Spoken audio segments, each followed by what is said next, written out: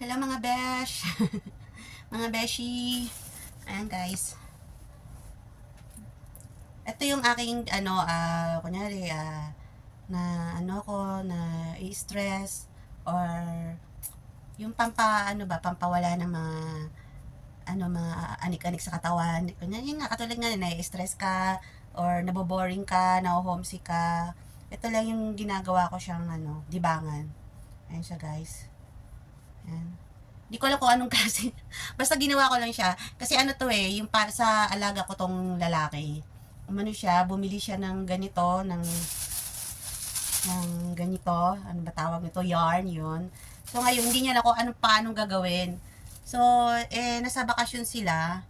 So, sabi ko, sige, sabi ko sa kanya, iwan mo na lang. Sabi ko, ako na lang yung gagawa na kung ano yung pwede kong gawin. So, yun, nakagawa ko ng ganito. Mahaba na siya.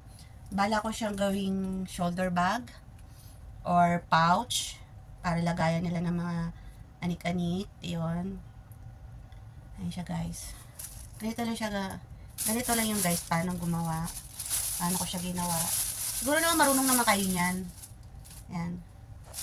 Para siyang para siyang gloves. Para siyang gloves ng bata. Alam mo yun. Ayun siya guys. So, ang cute. Ang cute niya nga eh. Parang gusto ko siyang gawing yung sling bag, yung lagay ng ng cellphone. Tapos nakaganon. Yun. Ito lang yung libangan ko pag yung siya, pag yung na boring, na stress ka. Ayan, ganyan siya guys. Ayan.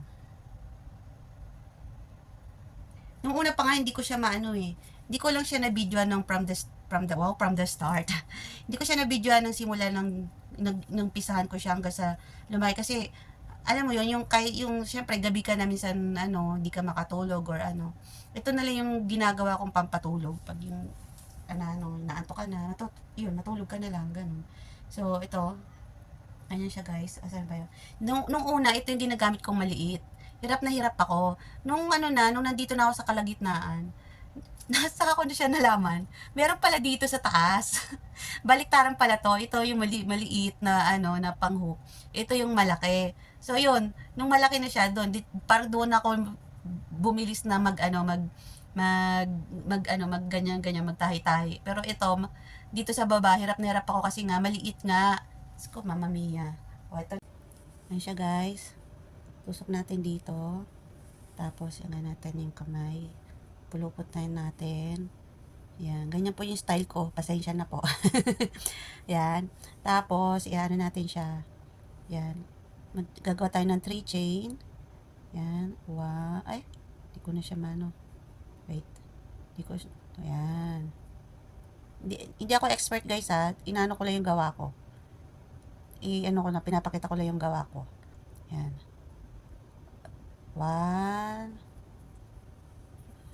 1. Nagtatry lang ako guys. 2 lang siya. 2. 2. 3. May hindi siya 3. Yun. Tapos, yan sa butas. Bukas niya. Yan. Tapos yan. Yan. Tapos, bilagay ko na yan. Tapos yan. Tapos ko yun. Yan siya guys. Yan. Tulad siya. Tapos, yan. 2. Yan. Tulad yan. Lang siya. Tulad ko yun. Tulad siya. Tapos 3. Yan. Tapos ko. Yan. Yan guys. Yun. Yan kasi. Tapos, ano yung balik ko eh. Yan. Yan. Ay. Mas naman. Yan. 1, 2, 3. Tapos, dito. Yan. Tapos, ay tanggal. Yan. Yan siya. Yun. Yan. Tapos, 1. Tapos natin. Yan. Tapos guys. Sabihin natin sa mabang mabak. Tapos guys. Yan. Nilagay ako. Tapos ano siya. Mabang mabak. Yan. Yun. Yan. Ay. Natanggal. Yan. Yun. Yan. Hanggang sa tumaas na siya ng tumaas. Ayan siya guys. Oh. Diba? Ang cute niya guys. Yan. Pwede siyang sa cellphone. Yan. Diba? Ang cute niya. Hindi ko akalain nakagawa ko ng ganyan guys. Yan. Paulit-ulit lang yung gawa ko. Kaya yun, nakaganyan. Pwede siyang gawing siya ilagay ng pera. Ganon. Shoulder bag. Ganon. Ganyan siya. Bala kong ganyan siya. Okay guys. Ganyan ang gawin nyo pag na-stress kayo.